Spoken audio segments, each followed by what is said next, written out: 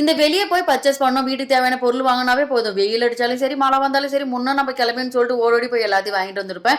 இன்னைக்கு வீட்ல சாமி கும்பிடுறாங்களா, அதனால ஒரு சில ஐட்டம் வாங்க வேண்டியதா இருக்கிறதுனால காலையிலேயே போய் எல்லாத்தையும் வாங்கிட்டு வந்தாச்சு. இந்த பூசணிக்காய், வாழை இலை, வெத்தலை பாக்கு, காய், பழம்ன்ட்டு ஏகப்பட்ட ஐட்டம் புடிச்சிட்டு வந்துட்டாங்க. அதுக்கப்புறம் இந்த கல்யாணத்துக்கு முன்னாலாம் எங்க வீட்ல சாமி கும்பிடும்போது எங்க அம்மா ஒரு பொரியல், ஒரு வடை அப்படின்னு ஒரு சில ஐட்டம் செலக்ட் பண்ணி செய்வாங்களா. அப்பலாம் நான் கேட்பேன், ஏன் இவ்வளவே செஞ்சிருக்கிறேன்னு சொல்லிட்டு. ஆனா இந்த கல்யாணம் ஆனதுக்கப்புறம் நம்ம செய்யும்போது தான் அது தெரியுது கஷ்டம். ஏகப்பட்ட ஐட்டம். சோறு, குழம்பு, ரசம், 3 பொரியல், 2 வடை, பாயாசம்னு சொல்லிட்டு அடுக்கடுக்கா போய்க்கினே இருக்குது. இந்த உளுத்த வடை முன்ன டைம் தான் ஃபெயிலியர் ஆயிடுச்சு. ஆனா இந்த டைம் நல்லா வரும்னு சொல்லிட்டு அழகா அத மடிச்சு தட்டி போட்டா, அது என்னவோ கொழுக்கட்டை மாரி இப்ப மடிச்சுக்கிச்சு. ஆனா இந்த டைம் ஒரு வடையாவது நல்லா சுடணும்னு சொல்லிட்டு அது ஒரு மாரி டச்சப் பண்ணி எண்ணெயில போட்டேன்னா, இதெல்லாம் போட்டு எடுக்கிறதுக்குள்ள சாமி கும்பிட்ட மாரி தான் சொல்லிட்டு குட்டி குட்டி போண்டா மாரி போட்டேன். ஆனா இந்த வாழை இலைல ரேட்டு கேட்டா இங்கெல்லாம் 3 வேள ரூ. 20 4 இலை இது மாதிரிலாம் நம்மளுக்குள்ள பக்குன்னு கேட்குது. எங்க வீட்லலாம் சும்மாவே இந்த வாழை மரத்துல தொங்கினுக்கும் தேவையில்லாத வீட்ல கிடக்குமா. ஆனா இந்த ரேட் எல்லாம் பார்க்கும்போது சாப்பிட்ட மாரி ஆயிடுது. அதுல வந்து அழகா அடுக்கி வச்சு பார்க்கும்போது எவ்வளோ அழகா இருந்துச்சு.